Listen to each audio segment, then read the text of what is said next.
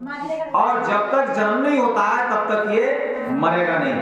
मरने के बाद में जन्म है, जन्म के बाद में मानो कि फिर मरण है। तो ये जन्म मरण के चक्कर में ही ये काल और कर्म का जो चक्कर है, ये जन्म मरण का चक्कर है, इसी चक्कर के अंदर घूमता है।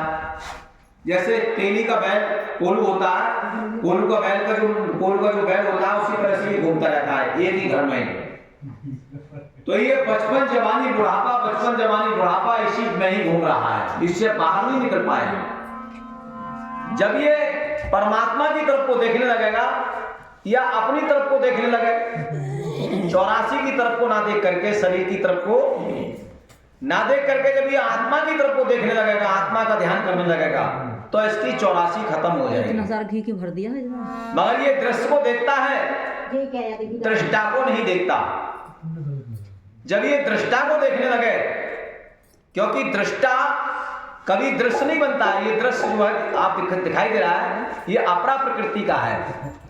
तो ये अपरा प्रकृति के दृश्य को ही अपने कोई दृष्टा ना मान करके दृश्य मान लेता है।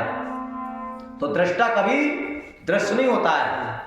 जिस दिन ये अपनी तरफ को देखने लगेगा उसी दिन इसकी 84 खत्म हो जाएगी। तो हमें कहते हैं कि भाई अपनी तरफ को देखना चाहिए। कैसा बंद हो रही है? तो बताया है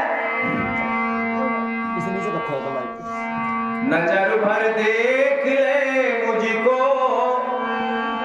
शरण में आ पड़ा तेरी। नजर भर देख ले मुझको, शरण में आ पड़ा तेरी।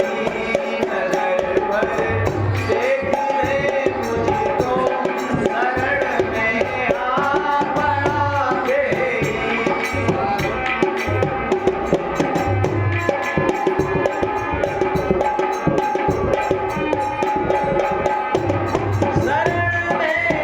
आ पड़ा तेरी।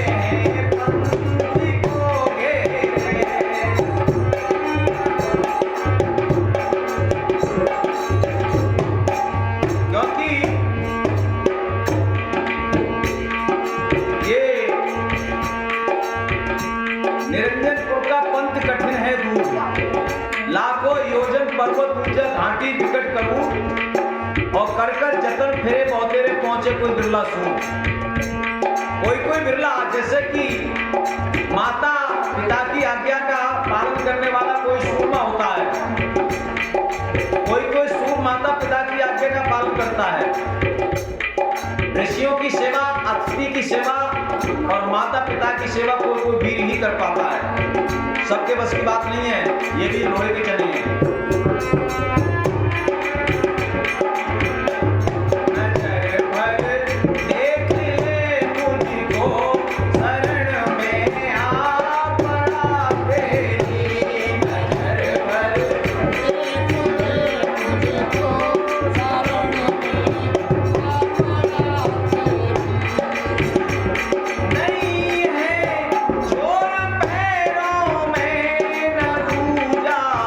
संग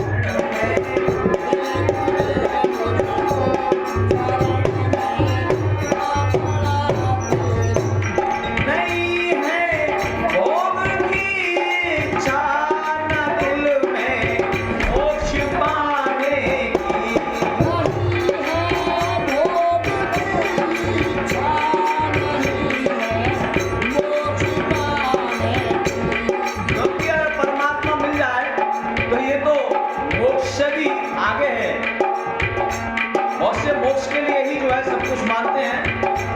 वो कह रहे कि नहीं है भोग की इच्छा, न मोक्ष पाने की, मुझे मोक्ष को पाने की इच्छा नहीं है।